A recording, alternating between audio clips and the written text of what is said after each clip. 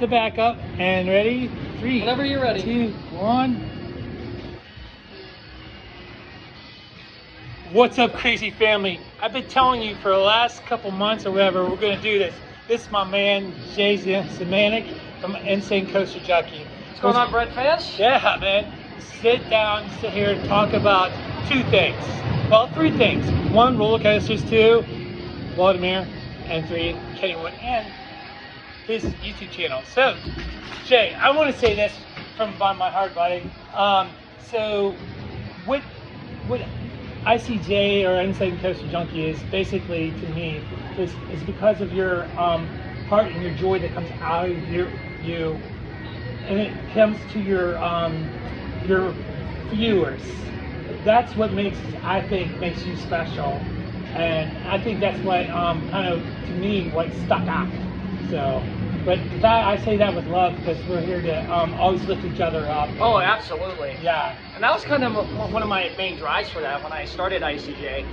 I was in a dark time back then with going through parents' divorce and personal issues, and one of my escape was that channel, and I thought, you know, just make an account and see how it does. Well, I did a bunch of things in between that, even if it wasn't coasters, but once I really find my niche, I found my niche. I think it wasn't really until like 2018 what really said, all right, I'm taking this from like a fun passion project just on the side to something more serious that I can grow on upon that. And ever since around maybe around COVID, it kind of changed me in a good way that it's not just about me, because I'm on the autism spectrum. And I want to be a good advocate for my friends there.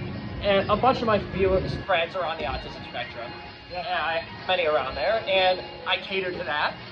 But I also cater to the people that I love and trust the most. So my goal has been to spread that positive energy wherever I may go. It may be as simple as Waldemir, or maybe more complex like Cedar Point. Heck, it could be like an FEC, like fun for all things. Yeah, I've seen your videos that go anywhere from amusement parks to fun for all, or like, even putt-putt. Anything it might be. No matter where I decide to go, I still carry that high octane energy wherever I want to. Now, almost 10 years into this project, I call, which, God forbid, I can't imagine 10 years already. I started this in 8th grade, and then I just graduated college a month ago, so it's time flies. It comes full circle, but even whatever I do afterwards, I'm still going to continue what I love doing. It's just being a good content creator and pursuing in my journalistic career. Yeah, and I'm so proud of you for your going through the college, man. It's really hard, you know. Okay, so I want to ask, how long has Insane CoasterJunkie been around, and what made you want to start your YouTube channel? I think you just answered that. Would you say? Yeah, but I can go a little more in depth into that as well. So, actually, things do come a little more full circle around here, because what really got me in love with roller coasters was actually riding Ravine Flyer 2. Which right now we're under Lakeview Road, which is the original station for Ravine Flyer 1, the predecessor to this coaster. And which, if you look around here, it's beautifully maintained. It's still in excellent condition today. You can actually tell that it's a station because it's very, how do I say, long, very long, and it has arches. And most pavilions don't have the arches because they have the poles. But my first ride on Ravine Flyer 2, right now we're recording this on June 8th. It will be 10 years on June 22nd that I first rode the coaster. Part of me and my autism, I'm very good with memories and like analytics. So June 22nd, 2014 was the first time I rode Ravine Flyer 2, and I fell in love with the coaster immediately. And I thought to myself, why didn't I ride it earlier? And this is where I started really pursuing like interest in amusement parks. I did like small projects when I was in elementary, middle school about certain parks, like mainly Cedar Point. But I also want to learn more about Waldemir too. And a year before that, sorry for the backtrack, but it makes sense. I met former park owner Paul Nelson, may he rest in peace, and I got to learn a lot about him and his dedication to the park. And then I wanted to do that on my own terms. So one day I was in my grandparents' basement over for a Sunday outing, and I created that username. It went by Cedar Talent 15. I know it's a weird name. Eventually I switched to Insane CoasterJunkie in October of 2016. That's where I've been ever since. I shortened it to ICJ last year, but it still conveys the same message. And I originally didn't know what I wanted to do with that channel at first. I first posted like roller coaster tycoon stuff, and played a lot of and just, you know what, video the games. funny thing is that you're not the only one who started with video games too. I was actually talking to Derek from Extra Thrills. So thank you very much. And pretty much like you, he was doing the same thing. So it's like a very, that's how like the passion starts, and then you have like, well, I bought my first camera and I'm able to do this and do that. But I wasn't really falling with the video games.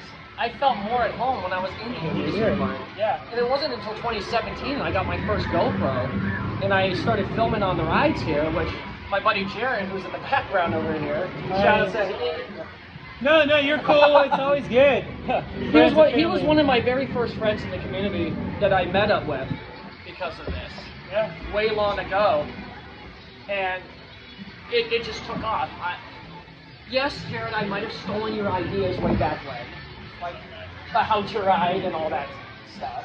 But I wanted to follow in the footsteps in my little friend group, and I started doing my own thing. And now it's just coasters, water parks, tourism. And that's pretty much the modern status quo I've settled myself with. That's awesome, man. Okay, so this one is this next question is said with love. Yep, so, absolutely. Jay, you've been a big, very big advocate for autism, and you yourself have put your heart out there on the line and had spoken up and said, I have autism. I commend you very much on this. So, I personally work with little toddlers that have autism, or work around them. Why do you feel it was important for you to speak up about this? Well, because my childhood was a little rough, because back then when I was born in the early 2000s, people didn't understand autism like they do today. And actually, it was more frowned upon back then, I felt like. There wasn't much of as many services available. There was not, to me, I could say this, I did not know about autism until like 3 years ago. So it was not really talked about as much. No. Would you say? I felt like it was like an undermined concept. Yeah. And again, that's why I say it's kind of frowned upon, because when people think of autism, they think, oh, they're nonverbal, they're this X and Y, they can't do X and Y. But really, yes, it is on the spectrum. I do believe the spectrum. I don't claim it as a disorder. I feel like that's more of like a derogatory term. Yeah. But there is a wide variety on the spectrum, and I'm fortunate enough to be on where I am, where I can communicate. High function. High functioning, which even if you're nonverbal or even whatever you are on the spectrum, you still can do great things. Because there's people with autism that are very talented. They might be like talented artists. They might work well with like art, music, or whatever it may be. I found my talent in video production, and that's where I go. So when I advocate for others in autism, it's an honor. And it's good that I've had that small group. Even outside of that, we have a little friend group called the Waldemere Buddies group chat, which is my small local group of friends that we always communicate and hang out. And yes, we have our ups and downs, but the best thing to do is to sort things out and work around those problems and always find a solution to it. We do not like drama. We don't like hating on people. Yes, if people feed off the wrong way, that's fine. And if they, I don't know, it gets into a massive black hole. But what I'm trying to say is that it's important to advocate for others. And I've been really fortunate to speak up about it because I'm not afraid to speak up. Yeah. Because when I talk about autism, that's who I am as a person. That's who I am, and I'm not afraid to display, hey, I'm a little different here, but I have these quirks that can really work well in a professional setting. I can work in amusement parks, whatever it may be, and they're willing to work with that. Like my job here at Waldemere, they're willing to work around that. That's amazing that how I don't know what the word is, that you're able to do this and like compromise with you, whatever you can know your strengths and know your weaknesses. And that's something that when autism was being more and more recognized, they started accommodating for that. Because even back when I was little, they didn't have, like I said, not as much services as they do nowadays, like IEPs, SSI, or whatever, and some other third thing. But I was born around a time where everything I was learning with it. Yeah, yeah. And kids today have those readily available. Yeah. It's a matter of getting the help that they need, the proper. You have to apply yourself first. Yeah. And if you're afraid, speak up about it. Yeah. Talk to a professional or somebody you trust and get that. Even if it's not autism, if it's like mental problems or whatever, because everyone has them. Heck, I even do sometimes. Yeah. I might be, some people might think I'm all sunshine and rainbows here. No, we're all human. Yeah, exactly. And we have our stresses and we still have things that we gotta conquer. And we're all learning. So it's only a matter of applying yourself. Yeah. Because if you don't apply yourself, you're basically gonna shoot yourself in the foot over it and regret it. Yeah. And then you're gonna hold grudges, and we all know where that goes. So. Okay, so the next question is, I wrote this question a while back. Oh wow. The most recent ones I've been noticing, so we'll try and get away from that, but you'll understand when I ask the question. So your channel is a vlog style type of style video. So you like to use a little bit of sarcastic humor and other types of humor in your videos. Yeah, he does. Oh boy. Oh, yeah. I think I have a feeling where this is going. It's late on me. There's a tradition in your videos to use a certain Michael Jordan meme and the other one, but you just said, you know, the other one you use all the time. Oh, because it's already in my head. Yins are loading right now. Yeah. And it's just how and when did that tradition start? Okay, so my memes come from assortment of things. It could be things I've been watching online with other YouTubers or what friends give me. Because I'm a guy that doesn't really like sticking to trends. Yeah. Because, like, even like stuff nowadays, I find that immature. I find that kind of just, it doesn't fit. So I kind of go back in the archives a little bit because I look at the stuff what I grew up with, and I find that funny. It's funny. Like, let's go with the Michael Jordan thing. This was actually a thought I had during COVID, believe it or not. Yeah, COVID of all things, this came from. And I'm like, Stop it. get some help. Get And some help. when I saw this in a weird video with, of all things, Yoshi's Island on the SNES. What? That was weird. Yes. I know, it was in the video game lore. But it was like something about Yoshi's Island, and there was this dinosaur that was like, it was one of the levels in Yoshi's Island with the fuzzies, and he was all high, and the blue Yoshi's like, stop it, get some help. And it clicked to me, I'm like, if there's a situation that I'm not a fan of, or like say, like let's use an example for today. RF2 is running one train, when it should be running two trains. Yeah, I agree. Yeah. It's like, where are we at, Kennywood? Yeah, like usually this is the weekend that they do two train operations, but they're running one because of crowd demand. I'm like, are you serious? So, Michael Jordan, help us out. Or it's just, if something doesn't get in my way, like comes in my way that I don't like, I'm gonna use that meme. So I'm like, screw it, use it. So Rock and I, we watch a lot of ICJ, and again, and she giggles every time and again, she says it. It could be in a sarcastic manner, it could actually be in like a true manner, but this is where the fun one comes. Yins are mode activated. Because I know this is more of a Pittsburgh lingo, and I know coming from someone who's from Erie, and you in Pittsburgh, it's like, whoa, where did he learn this from? He's not from Pittsburgh, get the hell out of here.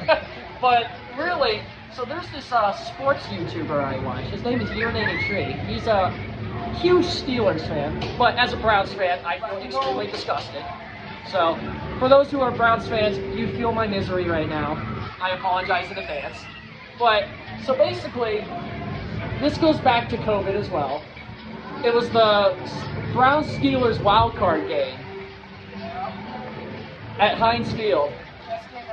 This, not for the reasons you think. Don't go there. And so, first quarter, Browns are leading 28-0 at the end of the first quarter. And this guy just goes livid. He starts just screaming, cursing. He's throwing the terrible towel. And I'm like, I thought this was the funniest thing I ever saw. So I said to my friend Thomas, who's from the Washington area, I'm like, dude, this is hilarious. And he started dying in laughter too. But actually, Alex was the one who introduced me to Urinating Tree. So I kind of just learned the lingo, and I'm like, Geez, Yinzer mode activated. If I'm angry about something, or if like, again, this could like stop and get some help. You can use it in 2 different contexts, both positive and negative. Yeah. Positive, like a good day, like Ravine Flyer Friends, like the ERT we're gonna get tonight. Oh yeah, Yinzer mode, everywhere. Hoping the weather changes to good, because it was supposed to be a rain today. But yes, you are correct. That is going to be a lot of fun. The ERT will be. Last year. Oh, yeah, it was freaking awesome. That's how, yeah, I rode with you.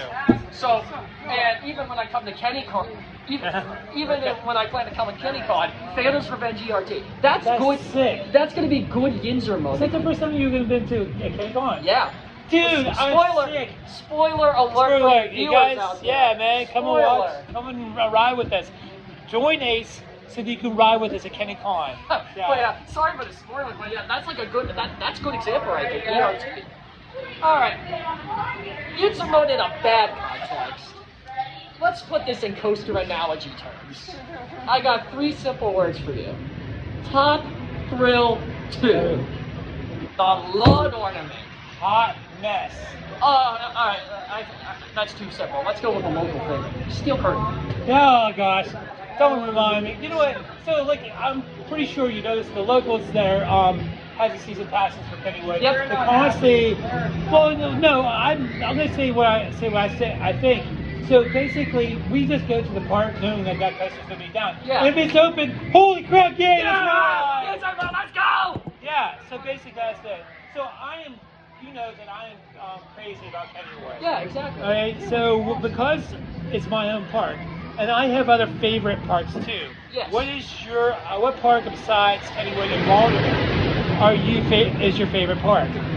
Well, well, this is not friendly reminder. This is not but that's a good question, because my opinion is a little bit on the whack side, because when you look at my channel, you notice the absence of a lot of large parks like Cedar Point. Yeah. And heck, to a certain extent, Darien Lake, like the big corporate parks. Yeah. I've always been a lover of small family-owned or small independent parks. You know what? You walk in these parks, You can feel like. That's why that's why early on I fell in love with Global. Yeah. Because I love It's how Kennywood was at one time. It's changing slowly. Not to my delight, but. Well, even past the Palace crap that they're known for, I found my niche with Kennywood and started to fall in love with it. Yeah. And I love that. That's why I like small parks, because they have a different feeling, and they got unique offerings that other parks don't have. Like, when you go to Cedar Point, honestly, I'm just going to say this from the bottom of my heart, it could be hell. It could be a maze. It could be full of stress, anxiety. And with someone with that as well, it's like, how are you going to get through this? Someone with who's autistic, that's even more. That's worse. overstimulating. Like, I'm currently stressing out for, like, yeah, I go to Cedar Point on a yearly basis, but I'm still stressing. Yeah. Because it's a do or die park. I know Raquel, you probably didn't notice, Raquel has cerebral palsy. And so she struggles getting in and off with rides. So that for her, on top of that, because she has to have the ADA pass. Yeah. And she can't stand in line very long. Yeah. And so even with the new way they do their the fast passes, all the fast passes go in first. They don't care about the ADA passes; they're secondary, and then the standby line is third. That's how they usually do their thing. And for her, that's more difficult because, I mean, her legs messed up and she can't stand very long. Yeah. So I just don't see the fairness in that. It feels like they're being unfair and too structured. Yeah. In a way. Like, what's the best way I can describe it? You're feeling forced at a corporate park. But when you're at like a small park, like Baltimore Kennywood in this case, you feel more open, you feel more relaxed there. You can do it at your own pace, even with someone with like autism or cerebral palsy. Yeah. You can go at your pace without pressuring yourself. It's okay to take breaks. It's okay to stray away from the chaos out there. So that's why I like those. And from a filming perspective, I know this might sound a little silly. They are a little more lax on policies. With chest straps with and like stuff. cameras and other things, which again, I don't want to really spread that because that's not me. I don't want to like encourage bad behavior. That is not me. But it does feel a little more relaxed, and the employees hit a little differently too. Yeah. Like as an employee of a park here, yes, safety is the #1 priority at any park you go to. I agree. And corporate or not. Don't take your cell phone out on any ride, please. No. But I feel like the second most important, like after safety, is friendliness. I think they're more friendly than that. Yeah, I really, like, even through watching your channel, I know you made friends with some of the employees. Yeah. But just how their mannerisms and how they're just chill. Yeah. And that's something that from management all the way to like ownership, that's what they bring. Even Mr. Nelson before he passed away, that was one of his big strengths. Because one of his famous quotes was, Erie, like, we love Erie and Erie loves us. Yes. So the community is the most important thing. And even me as an employee, I try to spread that back to the community. And that's why I've built a long-lasting friendship with most of the employees. A lot of these employees this year are returnees because of it. And I also have to give a shout out to my boss, Kirsten Stafford. Okay. She is an incredible boss of mine, and the management there, so I, well, shameless plug, but the management makes it possible there. Yeah. Kirsten, Emma, Emily, Matt, Gabe, Michael, everybody, they're all great people, and they help structure us to become who we are. Even at like KENNYWOOD, yeah, we have like get into the IROC training and stuff, which I've been well aware of. But even that, I've met some really cool employees at KENNYWOOD. Yeah. Like Andrew and We've Racer. made some really, really close friends because of that. And in KENNYWOOD, we've made like Philip and Jackrabbit Rob that helped me out, Rocky. She's Ashley, Jackrabbit. That whole crew, very outgoing and friendly. But totally supportive of KENNYWOOD KRAZY and all the people that come there. Yeah, and the two I know, like, yeah, I don't count Alex, even though he worked a little bit at Idlewild, but there was two other people at Idlewild, Josh Pandolf and Ryan Trout, that I've gotten to know from Idlewild, and then some people I knew from KENNYWOOD, like Andrew and RJ. Fantastic people. So, and the community spills, and I've gotten to know employees from other parks that I know. Like I know one from Cedar Point, and the list just goes on and on and on. So again, going back to that.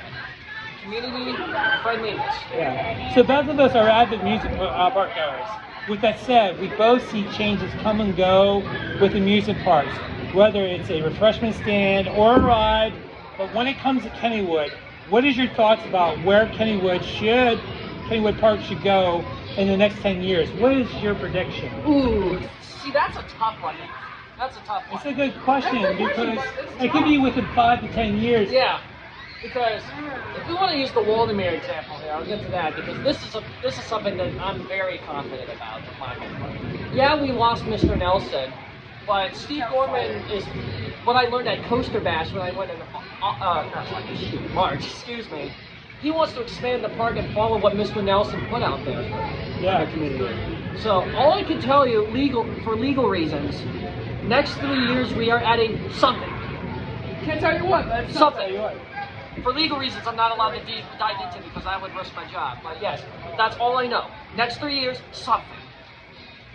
With all that new land I drove past today, I would just assume and this is me guessing, yes, a new coaster would come. They have so much room over there for even a new coaster. Yeah, you're right. They are. What's also confirmed is that they're bulldozing that trailer park at the end of the year. Yes.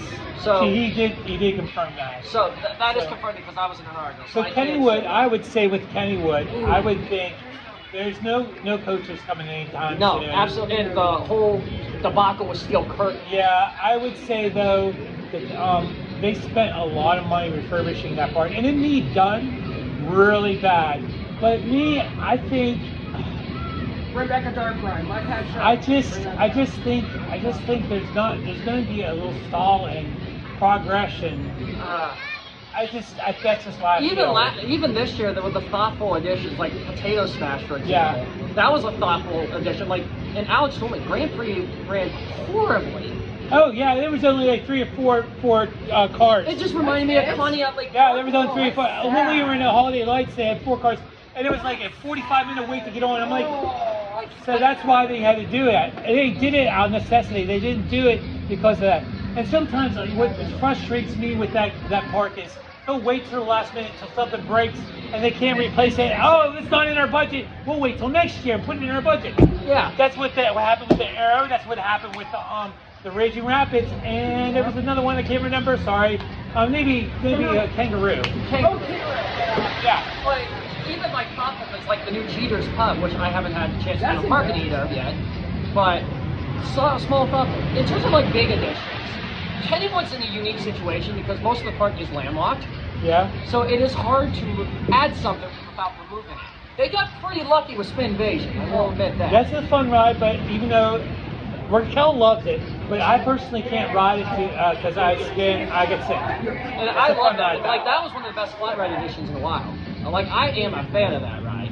Yeah, for sure.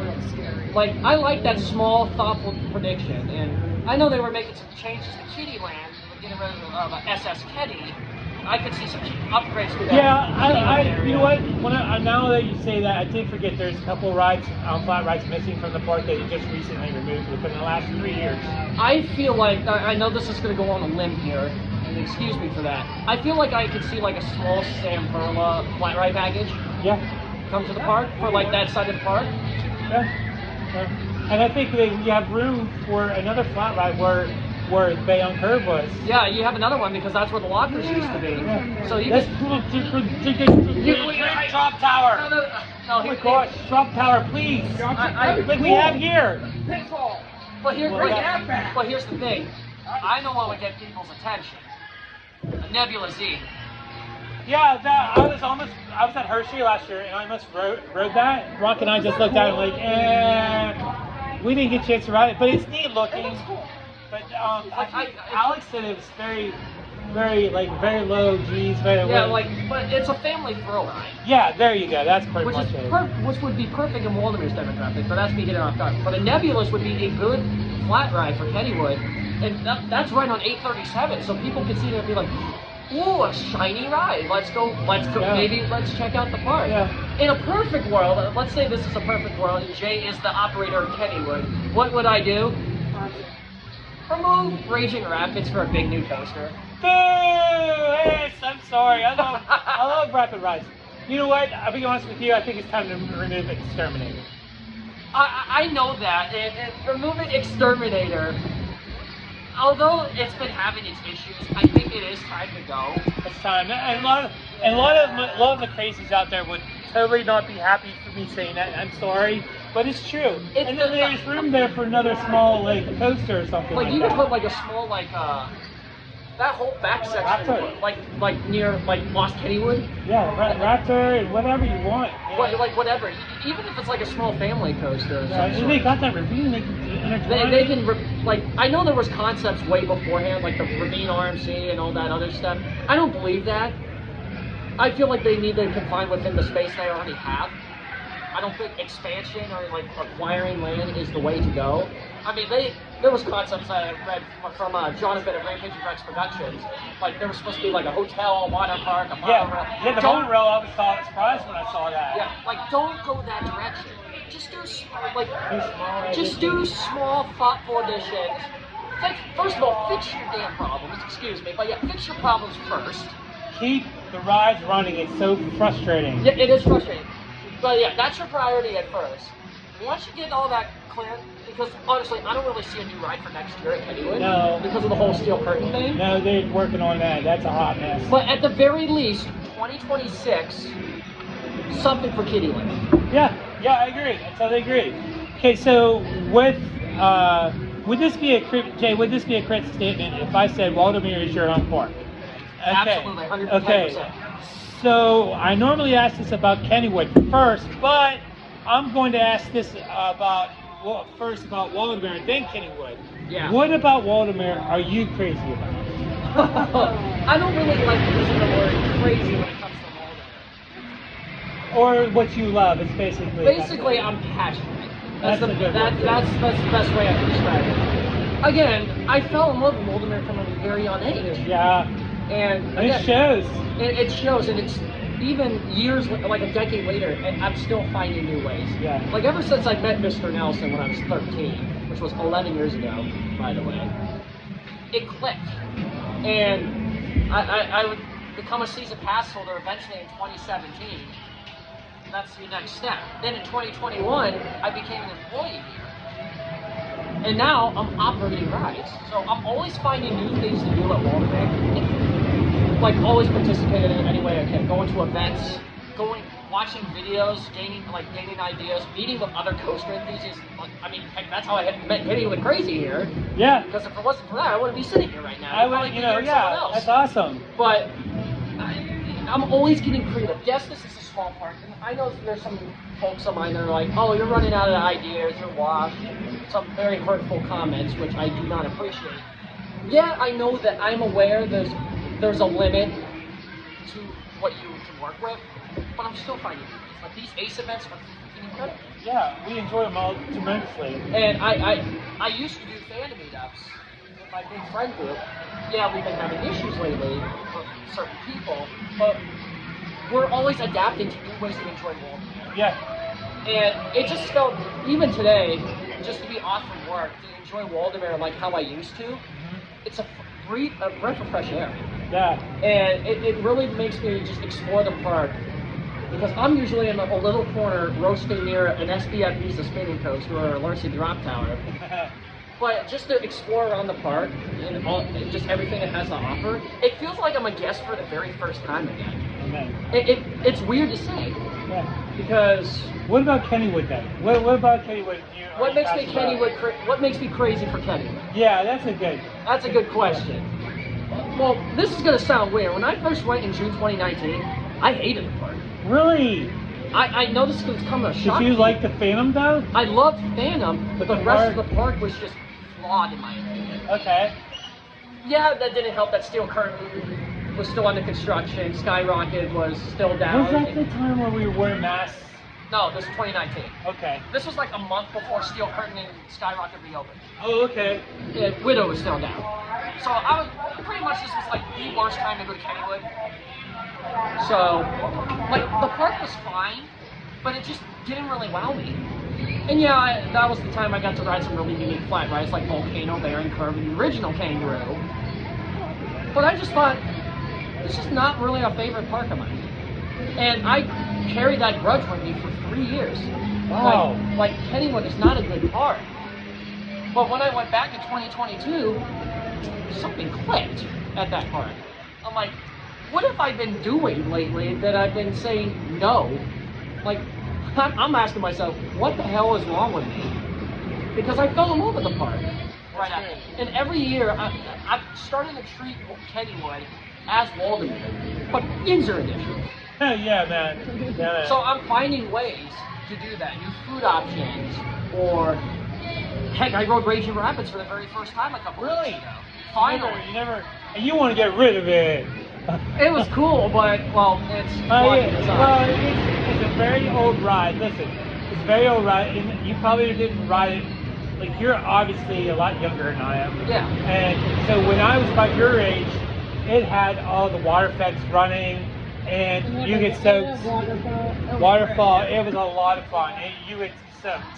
I mean, you know how your Thunder Run here, you get a little bit wet? Yeah. This is like waterfall over you type the dredge, and that's what made the fun of that kind of. So I kind of just started treating KENNYWOod as like an alternate Waldameer in an alternate universe. Like I used what I learned from other small parks, and I looked at the issues at KENNYWOod, and I just decided to put them behind me.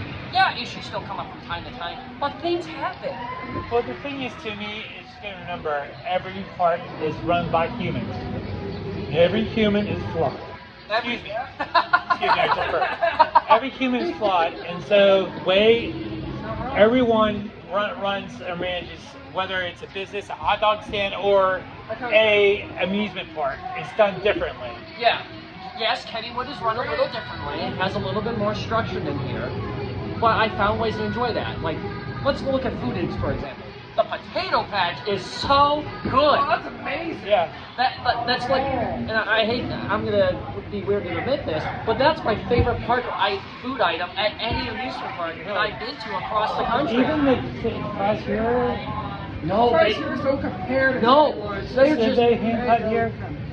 Are they hand cut? I don't know. I think they're fresh cut. The fresh cut, like hand cut. Fresh cut means Yeah. hand cut. Same thing, I think. I don't know, but like our potato patch does not hit like KENNYWOOD. Okay.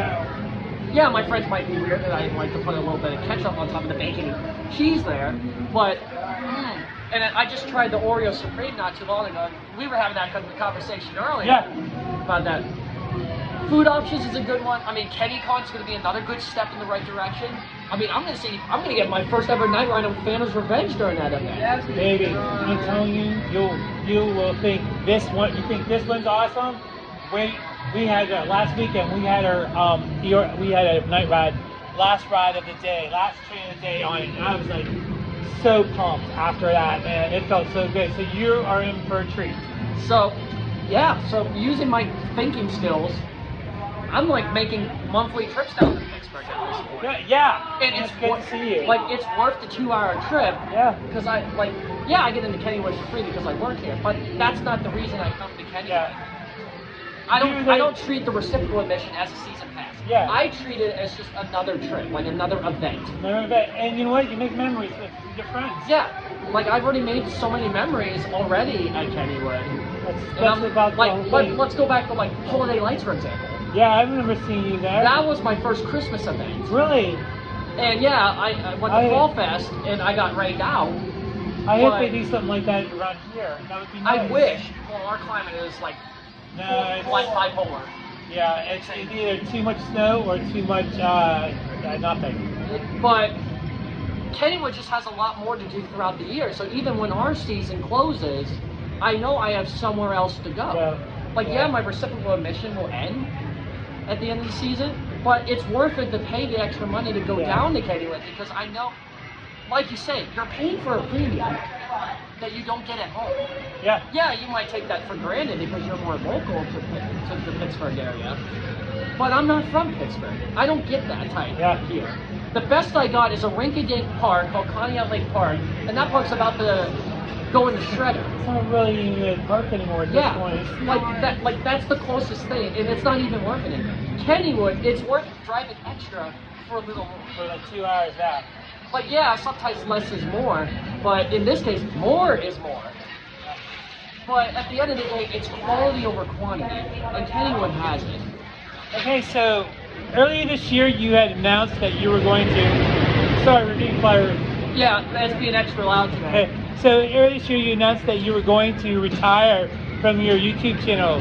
You were going to give it one more year and then retire. I was wondering if you could elaborate on the reasoning why you decided that. And then here's the thing, if any question you don't want to answer, it's okay. No, I'm more than happy to answer any question. It's just like, why did I do this?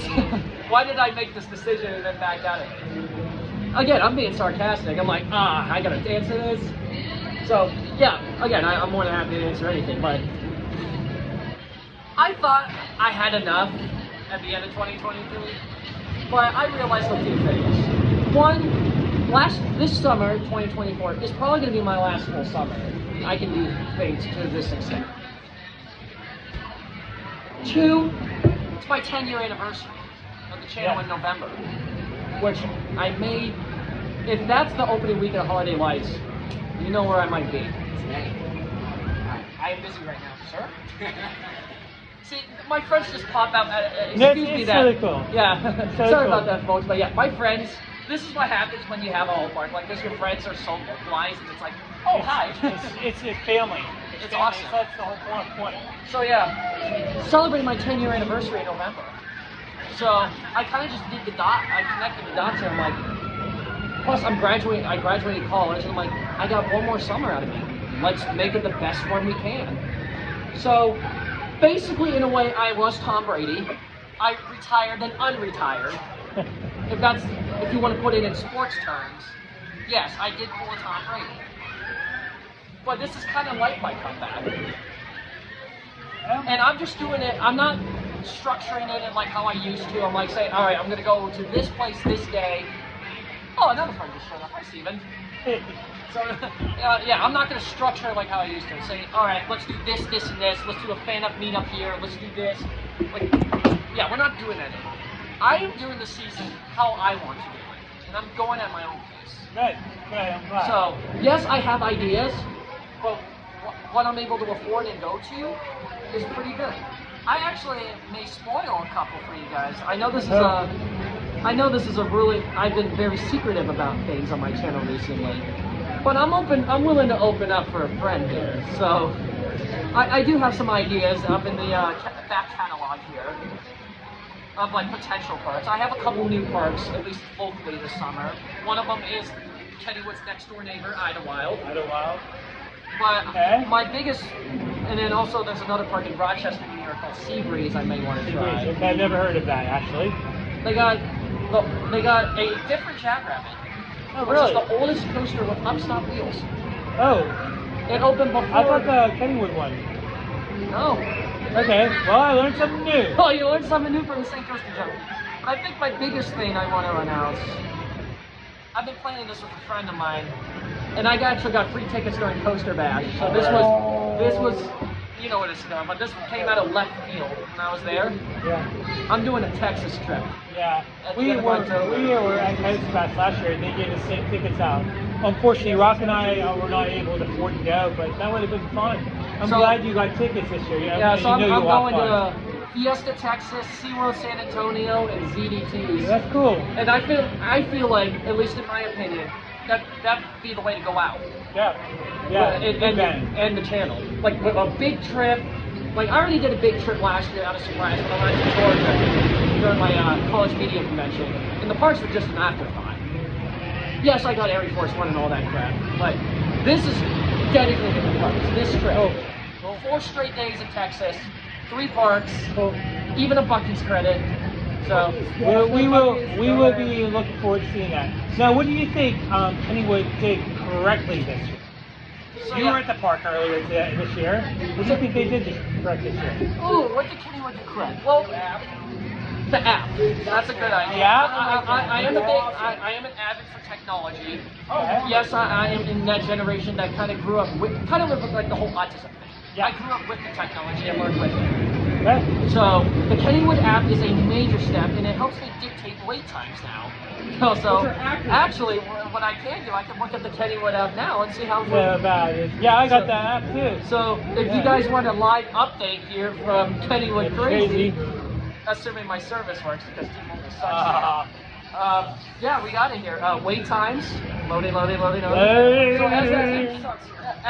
while that loads, oh, here we go. Swing Shot 15, Spin Invasion 20, Old Mill 30, Phantom's Revenge 40, 75 for Exterminator. Oh man. So okay. So yeah, the app is a good one. Jeter's Pub is a good one, even though I haven't had it yet. So that may be a future parking, who knows. Cool. But I think Jeter's Potato Smash, I am a little bit on the fence on because you told me that earlier. So I am a little bit on the fence on that. If that was good, like in design, yes, upgrades. I think how they advertised it, they said, "Hey, we got a new ride." I don't know how they went by. I think they went a little too far. Really? I think they did the same thing with Spin Invasion, and it was amazing. Well, Spin Invasion lived up to the hype, but Potato Smash didn't really live up because I thought it was just going to be energetic bumper cars like I'm used to here at home. Well, basically, to me, it was bumper cars that had decorations on it. And this is going to sound silly, the IROC train. I know this sounds silly and borderline controversial to you. I think it affects the ADA. That's the problem. Yeah, it really does. And like it goes back to when we were talking about Rocky and I. There's a few rides now that if you are not like Skyrock and Thunderbolt. Thunderbolt, yeah, you know what I'm talking about. Yeah, I know. I know that's weak. I know that's kind of backwards to say to what I already said earlier. Like some of the, I'm only talking about IROC in some forms. I get what you're saying. Some forms, like signals and like safety spiels, because the whole DVC thing was a terrible idea from the start. Okay. Because people would rephrase that into inappropriate language. Yeah. So now it's called safety check, which I'm a fan of, and I've actually started using that here at my ride, and I feel like that's an effective way to double check your ride transport dispatching. So what do you think Kennywood got wrong this year and that they could have improved on? Well, let's get the cat out of the box. Steel curtain. Are you talking about the ghost in the box, or the pink elephant in the room, and the dust collector? Unfortunately, but here's the thing. I think I might want to expand this a little further than just steel curtain. Steelers country is a flop. I agree, 100%, man. They never finished it. Yeah, because of COVID, which is awful time. But here's the thing. That land just sits there. There's so much room over there for a flat ride or two. There is so much potential, and the only time I ever saw it active was during that Steelers game during Holiday Lights. Yeah, they don't use that land. So, leaving Steelers country the way it is just, one, I call it a lawn ornament, but the best way to describe it is an eyesore. Yeah, great. Because we're expecting this $20 million ride you put so much effort into, being to the Pittsburgh Steelers, a Pittsburgh legend, expected to be open, and it's not for the entire year. Yeah. That's just, like, yeah, you and I have talked.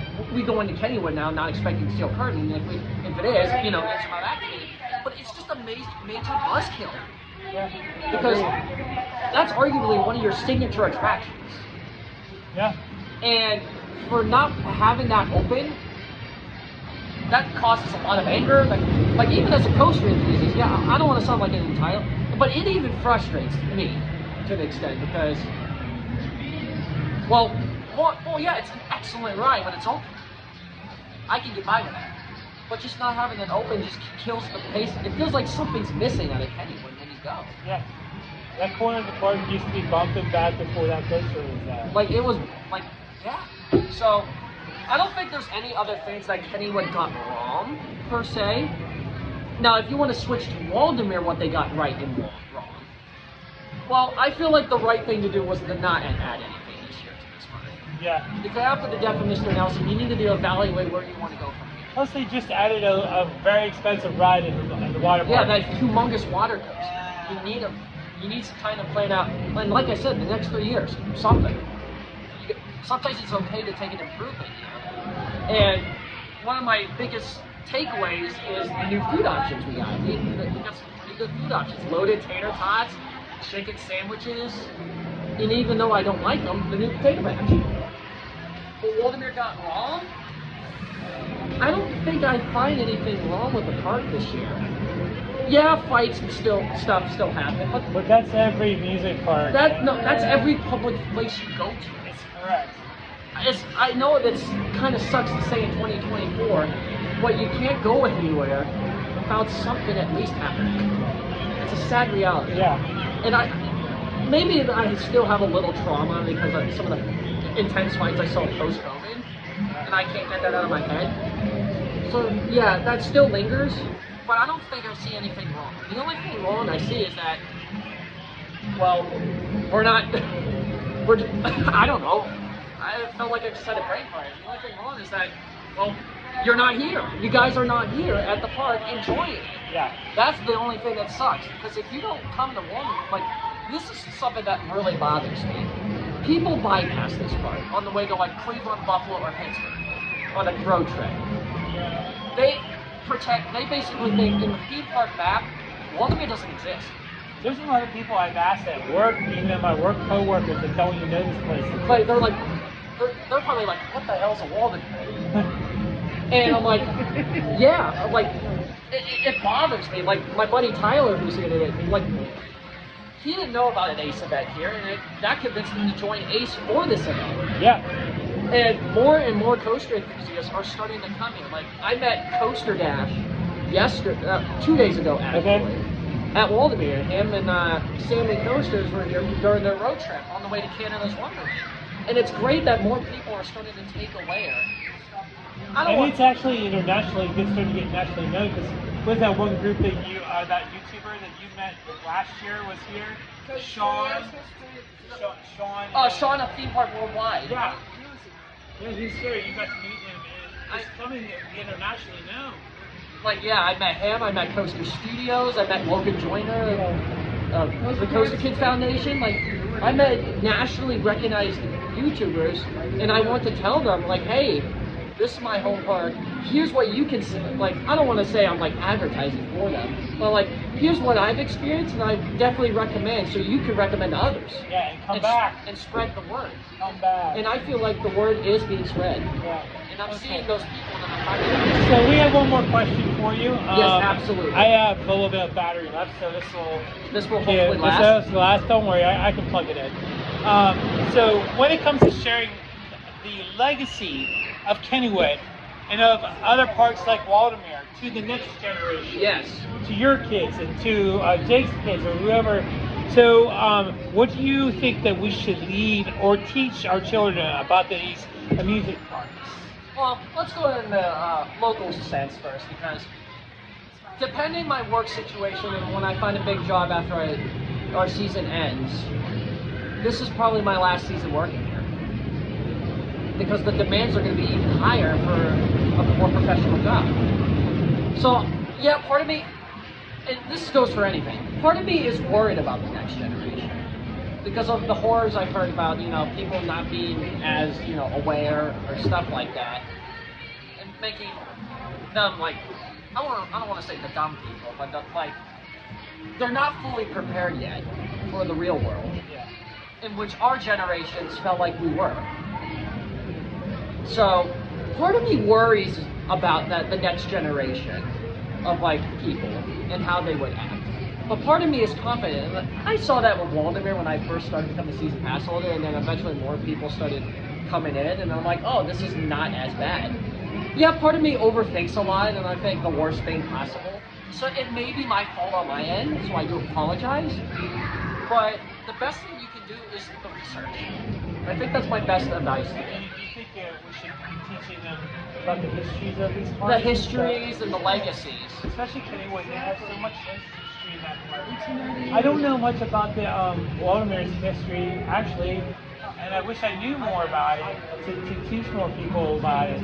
I just know the basics when it comes to Waldemere, but when it comes to season pass holder Kennywood, I know a lot more about that park. Because I've been going there since I was 3 years old, and I'm 48 yet now. Wow. You didn't know I was that age. I'm like double your age. Wow, you are legit double my age. Yeah. So I mean, for me, I think we should teach the kids, our next generation, about the history. Yeah, the legacy of that. Yeah, and why parks are so special. Why do we come here? Well, one, it's because it's to be social, to spend time with their friends, their family, and make memories every time we come. And here's the good one. Why are parks so special that we keep coming back to them? Yeah. They're magical. And like, yeah, I'm starting to see that with my viewers, because I'm like, even at my rides and stuff, I'm seeing people that I've seen years ago. I'm like, oh my gosh, I've seen you when I was this little, and now they're much older, and they're more influenced by it. And it kind of goes back to the whole channel aspect about teaching them the history and legacy of these parks. I'm like, here's what you need to know, and here's how you want to prepare yourself for this. And I'm even encouraging people to get a job at a park. Like, if you want to learn more about how a park operates and functions on a day-to-day basis, get in the nicest way possible. I encourage you to apply for a job at your local park. It could be a big park, it could be a small park. And like I said, it could even be an FDC. But no matter the size of your park, go for it. You will love it. And this is my 4th season working at this park. Okay. First in rides, but I love it. And I want everyone to know that it's not as bad as you think. Don't let the negative reviews deter you away. Don't go just because, oh, X and X said this was X and X and this is unsafe, blah blah blah. Do the research, get involved with your park. Maybe you have an organization, maybe you have a coaster club you may be a part of, stuff like that. Get involved in the amusement industry and learn a little bit about it, because once you learn about the amusement industry, it's actually really cool to know what goes on. And heck, we're still learning as people about the amusement. There's things we're learning every day. All right, Jay, so I have to cut this a little bit shorter. Yeah, because we have our Ravine Flyer 2 tour in 10 minutes. And so I wanted to say, go check out Jay on Night Saying CoasterJunkie. Chase, thank you so much for your time. Thank you so much. We I love really, you. really appreciate it. So, hey, God is good all the time, and love each other. All right, let's turn up in a Murata. Right. Can I get a picture with you? Yeah, absolutely. I'll get one too. And Rocky, you might want to hit that.